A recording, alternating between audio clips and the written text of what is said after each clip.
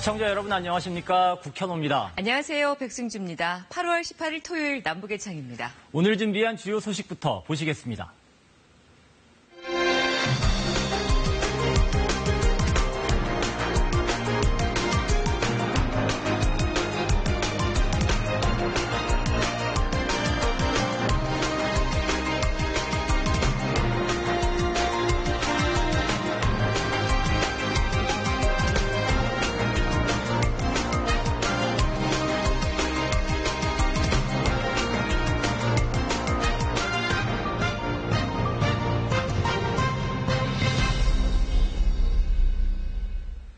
남북이 3차 정상회담을 평양에서 열기로 합의했습니다.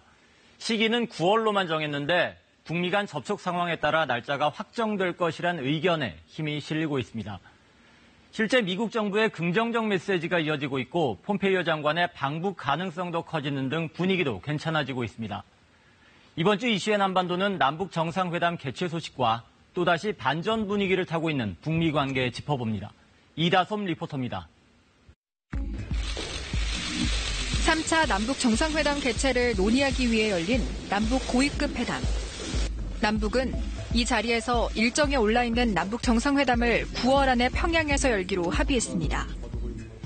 우리나라 수뇌부들이 평양 상봉이 또 진행되고 있는 것만큼 이 문제들 논의하면 앞으로 우리 민족이 바라는 또 그렇게 소망하는 이런 문제들의 확답을 줄 수 있는 우리 대통령이 평양을 방문하는 것은 2000년 김대중 전 대통령, 2007년 노무현 전 대통령에 이어 세 번째입니다. 남북은 또 판문점 선언 이행을 위해 개성공단 내 설치하기로 했던 남북 공동연락사무소를 조속히 개소하고 북측 예술단의 남한 공연과 14선언 공동기념행사 등도 계속 협의하기로 했습니다. 또 철도와 도로 연결, 산림 분야에서도 협력을 진전시키자는 원칙도 재확인했습니다. 오늘 이 회담을 계기로 앞으로 북남 관계 개선과 발전을 위한 이 문제들이 더 촉진적으로 진전되리라고 생각합니다. 청와대는 판문점 선언 이행 추진위를 정상회담 준비위원회로 전환해 평양 정상회담 준비에 착수하기로 했습니다. 3차 남북 정상회담이 9월 중 평양으로 결정된 것은 판문점 선언에 명시된 문 대통령의 가을 평양 방문 합의를 이행한다는 의미가 있습니다. 나아가 교착 상태에 빠진 북미 간 협상을 남북 대화의 동력으로 극복하겠다는 우리 정부의 의지도 담겨 있습니다. 조명근 통일부 장관은 남북관계 발전과 비핵화 문제에 있어 정상 간 논의가 필요했다며 평양회담 추진 배경을 설명했습니다. 남북관계를 더 획기적으로 발전시키기 위해서 논의해야 될 사안들이 있고 또 우리 한반도 평화, 비핵화 문제 그런 측면에서도 양 장성 간에 논의할 사안들이 있어서 측과 협의를 해서 9월 안에라고 한다면 적절하겠다 하는 판단을 했습니다. 두 달여 만에 열린 고위급 회담의 의제는 3차 정상회담 준비와 판문점 선언 이행 점검 크게 두 가지였습니다. 우리 측은 남관표 청와대 국가안보실 2차장을 처음 대표단에 합류시키며 3차 정상회담 준비에 초점을 맞춘 모습이었는데요. 반면 북측은 철도와 도로, 산림 등과 관련된 부처 인사들을 대표단에 포함시키는 등 경제협력과 판문점 선언 이행에 집중할 뜻을 내비쳤습니다.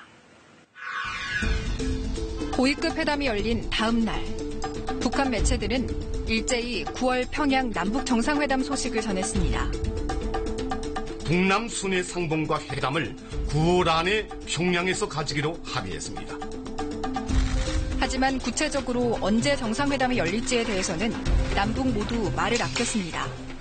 9월 안에 진행된다는 거예요. 날짜도 다 되겠습니다. 오늘 회담 잘 됐다고 보시나요, 위원장님? 네, 잘 됐습니다. 그러한 북측의 여러 가지 또 일정들, 상황들 그런 걸 감안할 때 일단 9월 안에 평양에서 한다 정도로 해놓고 구체적인 날짜는 좀 더 그런 여러 가지 상황들을 보면서 협의해 나가자. 이를 두고 북한이 정권 수립일인 구구절 참석을 문재인 대통령에게 요구했다. 또 경협 이행에 적극적이지 않은 남측의 불만을 제기하며 일종의 기싸움이 있었다는 등 해석이 분분했습니다. 하지만 남북이 정상회담 날짜를 확정하지 못한 건 북미 관계의 변수 때문이란 분석에 차츰 무게가 실리고 있습니다. 조만간 폼페이오 장관의 방북 가능성이 제기되는 상황에서 북미 간 비핵화 협상 결과를 지켜본 뒤 평양 정상회담을 하는 게 더 많은 성과를 낼 수 있다는 판단을 했다는 겁니다. 지난 주말 북미 양측이 판문점에서 실무회담을 한 것으로 알려지면서 폼페이오 장관의 4차 방북은 더욱 구체화되는 분위기입니다.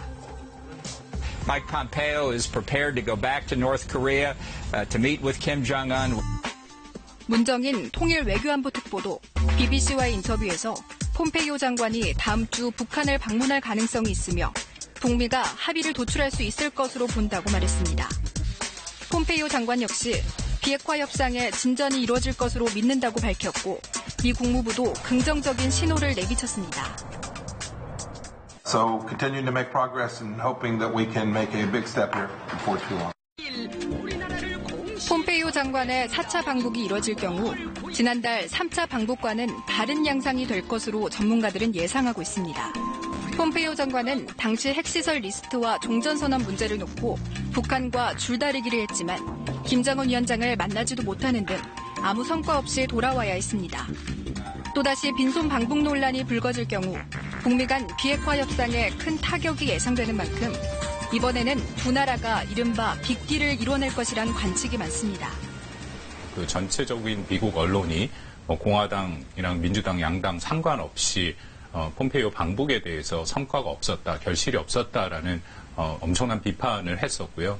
특히 7월 25일 같은 경우에는 이제 상원 외교위원회 청문회가 있었는데 의원들이 굉장히 신랄한 비판을 한 적이 있습니다. 그렇기 때문에 이번 4차 방북이 이루어진다면 사전에 이제 충분한 북미 간의 협상이 이루어지고 사실상 지금 북한 비핵화의 어떤 진전된 조치가 담보된 상태에서 아마 방북이 이루어질 가능성이 크다라고 생각이 됩니다.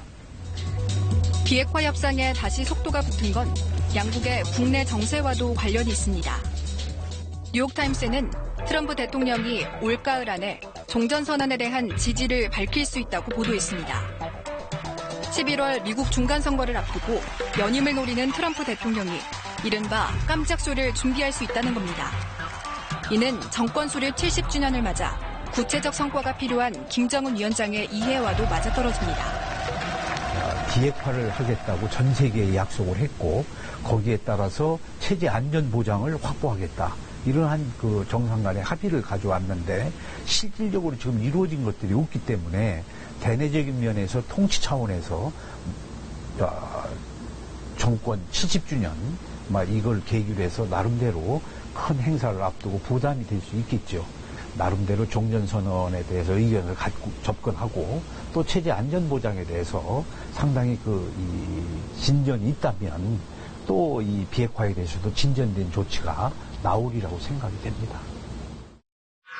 답보 상태인 북미 간 비핵화 협상이 폼페이오 장관의 방북을 통해 돌파구를 찾는다면 그 뒤 진행될 남북 정상회담의 성격도 달라질 수 있습니다. 남북관계 발전이나 종전선언 등 다음 단계를 위한 회담이 될 가능성이 높기 때문인데요. 청와대는 북미 회담이 남북관계 발전을 앞당기고 다시 남북 정상회담이 북미 회담을 촉진하는 선순환 구조를 기대한다고 밝혔습니다. 다음 달 평양에서 이뤄질 3차 남북 정상회담 일정도 북미 간 협상 결과에 따라 확정되리란 전망입니다. 만약 북미 간 빅딜이 성사될 경우 3차 남북 정상회담에서는 핵 리스트와 종전선언을 교환하는 논의가 보다 구체화될 가능성이 높습니다. 우리가 보통 평상적으로 얘기하는 핵 신고라는 것은 북한의 모든 핵 프로그램을 포함하는 것인데 제 판단에는 북한이 그렇게 할 가능성은 크지 않고요. 북한이 일부 핵물질의 어떤 폐기를 하고 그것에 따라서 종전선언을 하고 그 다음 단계로 북한의 모든 핵 프로그램에 대한 어떤 신고로 이어지는 그 방향으로 갈 가능성이 가장 크다라고 생각이 됩니다. 남북 정상의 논의 결과를 갖고 문 대통령은 트럼프 대통령과 이른바 원포인트 회담을 하는 방안을 추진할 수도 있습니다. 김정은 위원장이 추가 비핵화 조치를 약속했다는 전제 아래 종전선언과 대북제재 완화 문제 등을 놓고 미국을 설득하는 시나리오입니다. 어느 정도 조각이 맞춰지면 9월 하순 유엔 총회 또는 그 직후 2차 북미 정상회담이 이뤄질 수 있다는 조심스러운 관측도 나옵니다. 이 과정에서 협상의 속도가 붙으면 남북미 3자 또는 중국을 포함한 4나라가 종전선언을 하는 방안도 기대해 볼 수 있습니다. 북미 간 빅딜이 마무리되면 남북 간 경제협력도 본 궤도에 오를 것으로 예상됩니다. 문재인 대통령은 광복 73주년 경축사에서 완전한 비핵화를 통해 남북 간 경제협력을 본격적으로 추진하겠다며 비핵화의 과실도 구체적으로 제시했습니다. 국제기관의 연구에 따르면 향후 30년간 남북 경협에 따른 경제적 효과는 최소한 170조 원에 이를 것으로 전망합니다. 특히 동북아 6개국과 미국이 함께하는 동아시아 철도 공동체라는 구체적인 방안까지 제시했습니다. 철도를 매개로 한 경제협력체를 만들자는 뜻입니다.